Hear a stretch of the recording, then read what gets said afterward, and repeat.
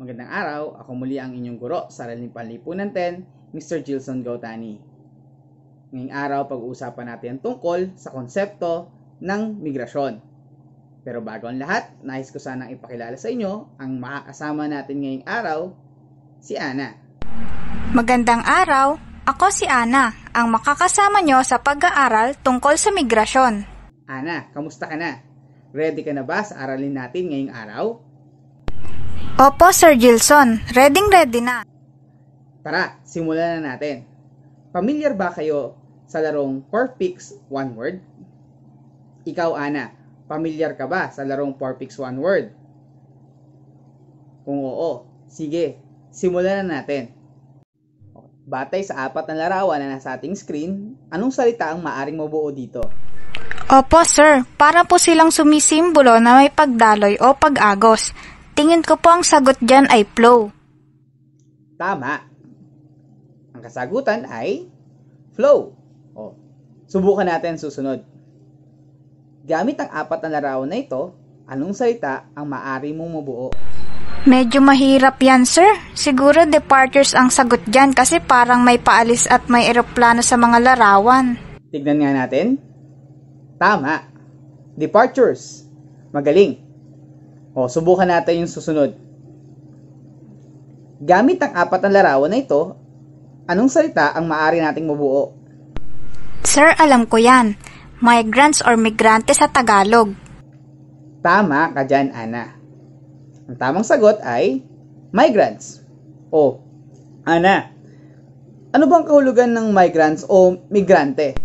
Sir Gilson, sila po yung umaalis sa kanilang bansa upang manatili o manirahan sa ibang bansa.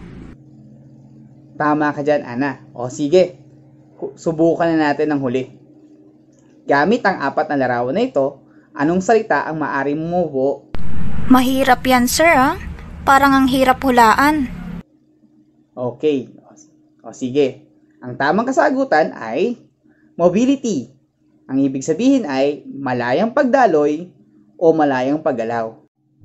Gamit ang mga salitang ating nabanggit sa unang gawain, aalamin natin ang konsepto ng migrasyon. Ana, ano-ano naiisip mo tuwing maririnig mo o mababasa mo ang salitang migrasyon? Sir, pag nai-encounter ko po ang salitang migrasyon, lagi ko pong naiisip ang mga salitang aalis, lilipat, mangingibang bansa o lugar at marami pa pong iba. Tama ka dyan, Ana. Pero ano nga ba ang kahulugan ng migrasyon at paano ito nagsimula? Ano nga ba ang kahulugan ng salitang migrasyon? Gamit ang larawang ito, susuriin natin. Ano nga ba ang kahulugan ng migrasyon? Ana, maaari bang suriin ang ating larawan at ipaliwanag? Ano-ano nga ba ang mga nilalaman ng mga ito? Batay po sa larawan, Sir, marami pong mga tao ang nagtitiis na malaya sa kanilang mga pamilya. Maaari pong kaya sila umalis sa kanilang lugar na tinitirahan upang makahanap sila ng trabaho tulad po ng mga OFW po natin.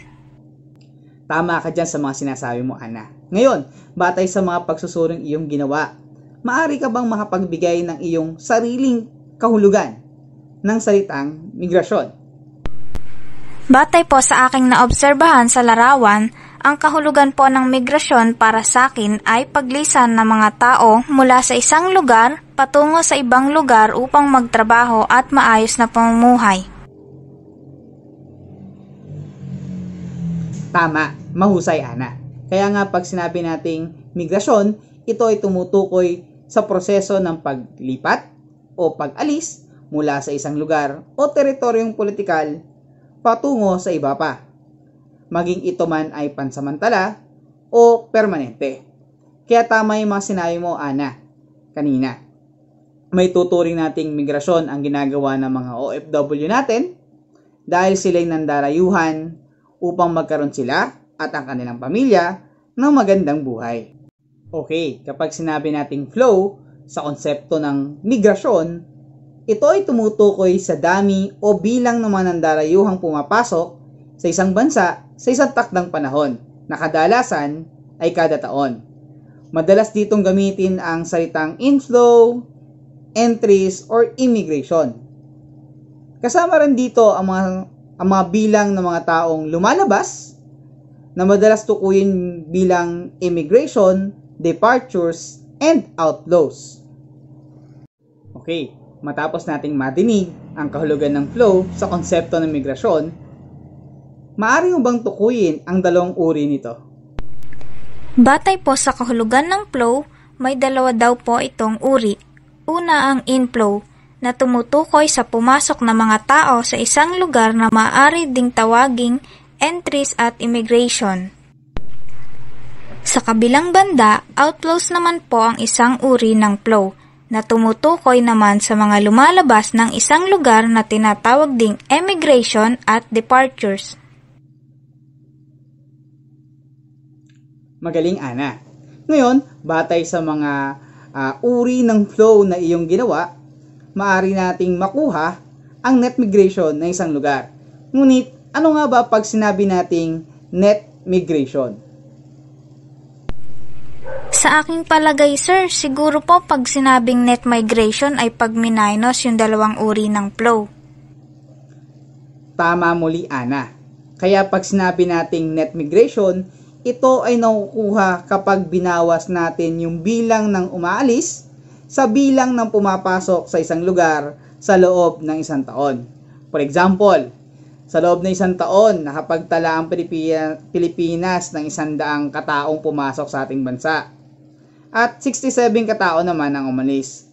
Sa tingin mo, Ana, o sa tingin nyo, ilan ang net migration ng Pilipinas? 33 katao po, Sir Gilson. Tama. O paanong nakuha yon, Ana? Anong mathematical operation ang iyong ginamit? Sir, paano ko po nakuha yung net migration? Ginamit ko po ang operation na subtraction. Dito po nagkaroon po ng formula na net migration is equal to inflow minus outflow, kaya po nakuha ko ang tamang sagot. Ngayon alam na natin ang paraan sa pagkuha ng net migration, o subukan nyo namang alamin ang net migration ng mga sumusunod na bansa. Okay, number 1, Japan, na meron tayong inflow na 2,300 and outflows na 3,000 or 345 rather. And America, inflows na 4,557 at outflows na 1,234. At last, Korea, na mayroong tayong inflow na 2,354 at outflows na 678. Bibigyan ko yon ng 5 minuto para sagutan ang activity iyan. Upang mapadali ang inyong pagsasagot sa ating gawain, maaari niyong gamitin ang inyong mga calculator at ang inyong cellphone. 5 minutes later. Maaari niyo nang tignan kung tama ang inyong mga kasagutan. Okay, matapos nating tukuyin ang kahulugan ng flow sa konsepto ng migrasyon, ngayon naman, tutukuyin naman natin ano nga ba pag sinabi nating stocks. Pag sinabi nating stocks, ito ay bilang ng mga nandayuhan, nananirahan o nanatili sa bansang nilipatan. Mahalaga ang flow sa pag-unawan sa trend or daloy ng paglipat o mobility ng mga tao, habang ang stock naman ay nakakatulong sa pagsusuri ng matagalang epekto ng migrasyon sa isang populasyon. Okay, Ana, batay sa kahulugan ng stocks, ano sa iyong palagay, bakit mahalagang malaman natin ang bilang ng stocks sa isang lugar? Mahalagang malaman natin ang bilang ng mga nandayuhan na nagdesisyong manatili upang mapaghandaan ang mga posibleng pangangailangan ng lugar. Tulad na nangyari dito sa aming lugar, maraming taga Maynila ang dinala sa bayan ng Naik upang doon manirahan. Sa di inaasahang pangyayari ngayong pandemya, nagkukulang ang tulong pinansyal ng gobyerno sa bayan ng Naik dahil kulang ang datos sa mga ito. Tama ka dyan, Ana. Mahalagang malaman natin ang mga taong nagdesisyong manatili sa isang lugar na kanilang nilipatan upang maihanda ang komunidad sa pagbabago na dulot nito. O paano nakakaapekto ang stocks sa pamumuhay ng mga tao sa kanilang nilipatan? Sa aking palagay, Sir Gilson, malaki ang epekto ng bilang ng stock sa lugar na nilipatan. Una, sa seguridad ng mga taong naninirahan doon. Katulad na lang ng mga balitang lakawan ng motor sa ating bayan. Napupukol tuloy ang sisi sa mga relocates na taga-Naik dahil hindi naman daw ito nangyayari nung wala pa sila. Sa kabutihang dulot naman po ay maaring lumaki ang kita ng lugar na nilipatan dahil sa mga buwis na ibinabayad ng mga stocks. Mahusay, Ana. Kaya marapat lamang na alamin natin ang bilang ng stocks upang masuri ang matagalang epekto ng migrasyon sa isang populasyon. Okay, upang mas mapalalim pa natin ang ating talakayan sa konsepto ng migrasyon, mag-upload ako sa ating Google Classroom ng mga activity ito. Ayan, makikita niyo po yan mga anak sa ating Google Classroom.